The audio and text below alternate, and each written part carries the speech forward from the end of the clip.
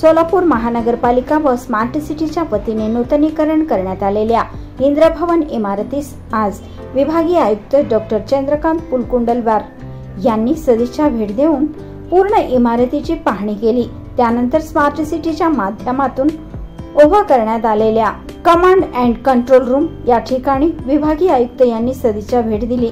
या प्रसंगी अतिरिक्त आयुक्त संदीप कारंजे यांनी विभागीय आयुक्त डॉक्टर चंद्रकांत पुलकुंडलवार यांचे पुष्पगुच्छ देऊन स्वागत केले।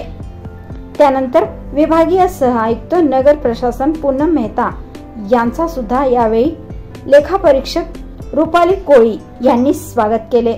सोलापूर महानगरपालिका व स्मार्ट सिटी माध्यमातून सोलापूर महानगरपालिका इंद्रभवन इमारतीचे नूतनीकरण करण्यात आले असून त्याची संपूर्ण माहिती अतिरिक्त आयुक्त संदीप कारंजे यांनी विभागीय आयुक्त यांना दिली।